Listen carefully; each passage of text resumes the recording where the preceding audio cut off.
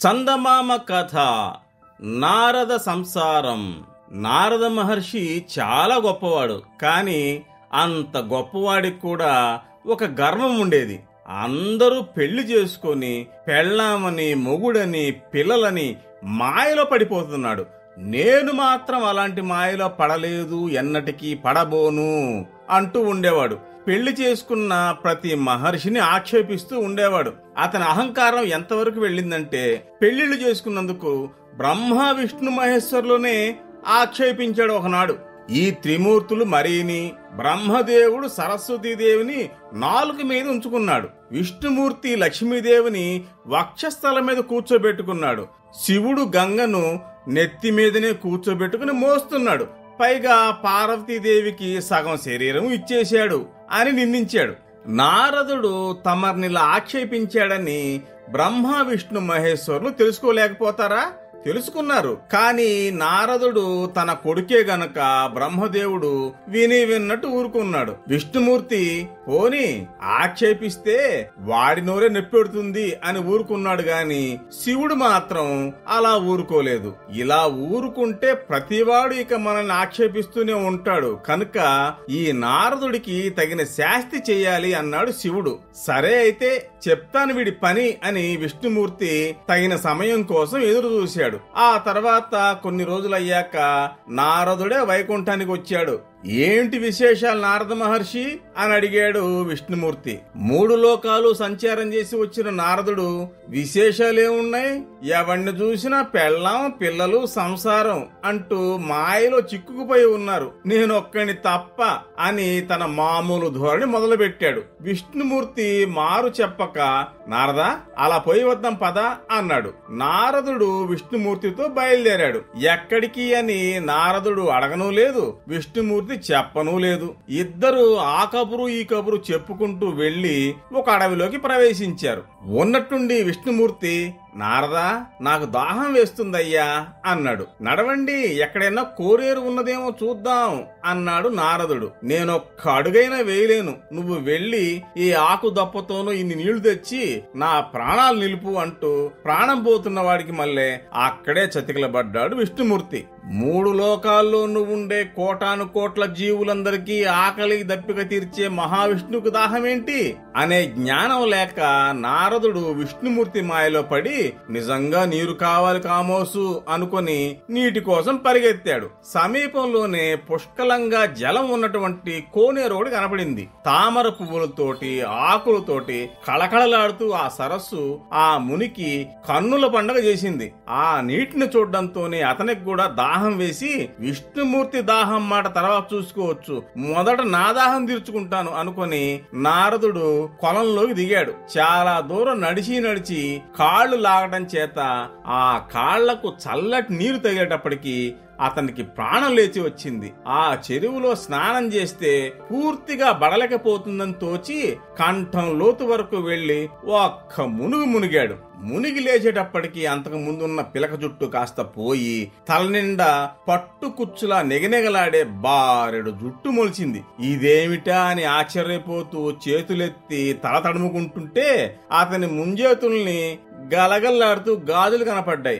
మెడలో ఉండే తులసి పూసల పేరు ముత్యాలహారమై తళతళా మెరిసింది. అతని కాషాయ వస్త్రం పట్టు చీరగా మారిపోయింది. గట్టు మీదకి వచ్చి చూసుకుంటే నారద ముని ఒక స్త్రీగా మారిపోయాడు. ఆ చెరువులో నీరు ఎప్పట్లాగా మళ్లీ నిశ్చలమై అద్దంలా కనపడింది. ఆ స్త్రీకి తన ప్రతిబింబం నీటిలో కనపడి, అబ్బా నేనెంత అందంగా ఉన్నాను అనిపించింది. అయ్యో నేను నారద మహర్షినే, ఇలా అమ్మాయిలా మారిపోయానేంటి అన్న జ్ఞానం గాని విచారం గాని ఇప్పుడు ఆమెకు లేదు. తనతో వచ్చిన విష్ణుమూర్తి మాట అసలే జ్ఞాపకం లేదు. ఆమె ఆ చెరువు గట్టెమ్మడే నడిచి వెళ్లి అక్కడేదో పువ్వుల చెట్టు ఉంటే చూసి పువ్వులు కోసుకోవడం మొదలుపెట్టింది. దూరం నుంచి విష్ణుమూర్తి ఇదంతా కనిపెట్టి ముసిముసి నవ్వులు నవ్వుకుంటూ నిలబడ్డాడు. అప్పుడు ఆ దారిని ఒక రాజకుమారుడు వేటకనొచ్చి విష్ణుమూర్తిని చూసి ఎవరు అనుకుని, అయ్యా దాహం వేస్తోంది, సమీపంలో చెరువు ఏదైనా ఉన్నదా అని అడిగాడు. విష్ణుమూర్తి ఆ రాజకుమారుడికి నారదుడు స్త్రీ రూపంలో సంచరిస్తున్న ఆ కొలను వైపు చూపించాడు. రాజకుమారుడు అక్కడికి వెళ్లి తలలో పువ్వులు అలంకరించుకొని వయ్యారంగా నిలబడ్డ ఆ అందగత్తెను చూసి, ఎవరు నువ్వు? గంధర్వకాంతవా, లేక అప్సరవా, లేక వనదేవతవా అని అడగడం మొదలుపెట్టాడు. తానెవరో తనకే తెలియక ముసిముసి నవ్వులు నవ్వుకుంటూ నిలబడిపోయిందామె. సరే, నువ్వెవరివైతేనేమి, చాలా అందంగా ఉన్నావు, నిన్ను నేను పెళ్లి చేసుకుంటాను, నాతో వచ్చేయి, నాకు రాణివిగా ఉందువు గాని అన్నాడు. పెళ్లి అండంతోనే ఆమెకు సరదా పుట్టి ఆ రాజుతో వెళ్లిపోయింది. విష్ణుమూర్తి శివుడి దగ్గరికి వెళ్లి జరిగిందంతా చెప్పాడు. శివుడు, పార్వతి మొదలైన వాళ్లంతా కడుపులు ఉబ్బేటి నవ్వుకున్నారు. అక్కడ రాజు ఆమెను తన పట్టణానికి తీసుకెళ్లి పెళ్లి చేసుకున్నాడు. ఆమెకు ఒకడు ఇద్దరు కాదు, వరసన 60 మంది పిల్లలు పుట్టారు. వాళ్ళకి ప్రభవుడు, విభవుడు, శుక్లుడు మొదలైన 60 పేర్లు పెట్టించింది.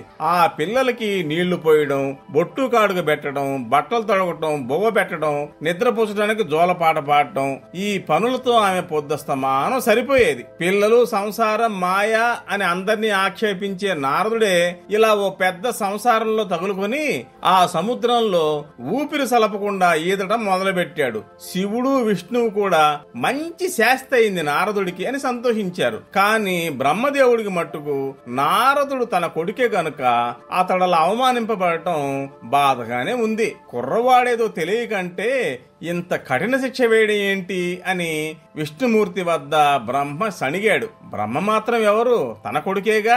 అందుచేత విష్ణుమూర్తి తాను నారదుణ్ణి స్త్రీగా మార్చి సంసారంలో తగిలించడం బ్రహ్మకి బాధగా ఉందని తెలియడంతోనే ఆమెను మళ్లీ నారదుడిగా మార్చివేద్దామని నిశ్చయించుకున్నాడు. కాని నారదుడు స్త్రీగా మారి ఎలాగూ సంసారంలో ప్రవేశించాడు గనుక అదెటువంటి మాయో అతను అనుభవపూర్వకంగా తెలుసుకుని మరీ యువతలకు రావడం మంచిదని విష్ణుమూర్తి ఆలోచించాడు.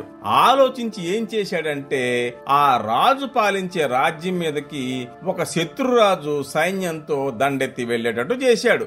ఆ రాజుకి ఈ రాజుకి పెద్ద యుద్ధం జరిగింది. ఆ యుద్ధంలో నారదుడు స్త్రీగా మారి పెళ్లి చేసుకున్న రాజు, ఆ రాజు వల్ల ఆమెకు కలిగిన 60 మంది కొడుకులు ఒక్కడైనా మిగలకుండా చచ్చిపోయారు. భర్త, పిల్లలు యుద్ధంలో చనిపోయారని తెలిసేటప్పటికీ ఆమెకు దుఃఖం ఆగలేదు. తాను రాణినన్న మాటే మర్చిపోయి ఆమె యుద్ధభూమికి వచ్చేసి భర్త శవాన్ని, కొడుకుల శవాల్ని చూసి గుండెలు బాదుకుంటూ ఏడవటం మొదలుపెట్టింది. సంసారం, పిల్లలు ఇదంతా మాయా అన్న నారదుడేనా ఈమె అని విష్ణుమూర్తికి ఆశ్చర్యం వేసింది. ఆమె ఎదుట విష్ణుమూర్తి ప్రత్యక్షమై, నారదా, నాకు మంచినీళ్లు తెస్తానని వెళ్లి ఇక్కడ ఇలా ఏడుస్తూ కూర్చున్నావేంటి అని అడిగాడు. కాని ఆ స్త్రీకి తాను నారదుడన్న జ్ఞానం ఇంకా రాలేదు. నేనీ పట్టణపు రాణిని, నన్ను నారదుడంటావేంటి అందామె. నాతో రా చెప్తా అంటూ విష్ణుమూర్తి ఆమెను మళ్లీ ఆ చెరువు దగ్గరికి తీసుకెళ్లి ఆ చెరువులో దిగి స్నానం చేసిరా, ఒక్క చెయ్యి మాత్రం నీటికి తగలకుండా పైకెత్తి స్నానం చెయ్యి అన్నాడు. ఆమె అలాగే చేసి గట్టు మీదకి వచ్చింది. ఏమి ఆశ్చర్యం, జుట్టంతా పోయి పిలక వచ్చింది. మళ్లీ ముత్యాలహారం తులసి పేరుగా మారిపోయింది. కాని పైకెత్తి ఉంచిన చెయ్యి మాత్రం గాజులతో అలాగే ఉండిపోయింది.